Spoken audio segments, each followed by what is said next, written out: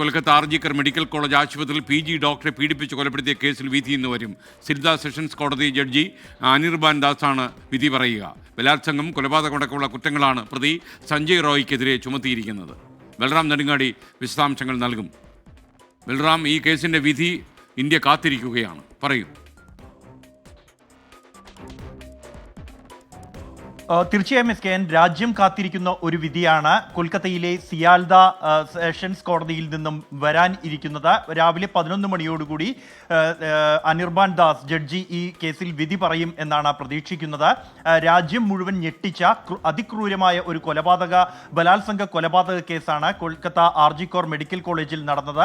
ഡ്യൂട്ടിക്കിടെയാണ് 31-കാരിയായ junior doctor ഈ ആശുപത്രിയുടെ അത്യാഹിത വിഭാഗത്തിന്റെ 3-ാം നിലയിലുള്ള സെമിനാർ ഹാളിൽ വെച്ച് ബലാത്സംഗത്തിനിരയായി കൊല ചെയ്യപ്പെട്ട നിലയിൽ അവരുടെ മൃതദേഹം കണ്ടെത്തിയത്. ഓഗസ്റ്റ് 9 രാത്രിയായിരുന്നു ഈ സംഭവം നടന്നത്.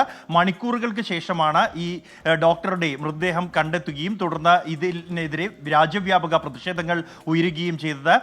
അതിക്രൂരമായി ശരീരമാസകലം ക്രൂരമായി മുറിവേൽപ്പിച്ച നിലയിലായിരുന്നു മൃതദേഹം കണ്ടെത്തിയത്. മുഖത്ത്, വായിൽ നിന്നും കണ്ണുകളിൽ നിന്നും രക്തം ഒലിക്കുന്ന നിലയിലായിരുന്നു മൃതദേഹം. ശരീരമാസകലം ഗുരുതരമായ പരിക്കുകൾ ഏറ്റ നിലയിലായിരുന്നു. അതുകൊണ്ട് തന്നെ ഒന്നിലേറെ പ്രതികൾ ഇതിൽ ഉണ്ട് ആയിരുന്നു ഈ സഹപ്രവർത്തകർ അടക്കമുള്ളവർ ഉന്നയിച്ചത്. എന്തായാലും ഈ കേസിലെ വിധിയാണ് അല്പസമയത്തിനകം വരാനിരിക്കുന്നത്. SKN.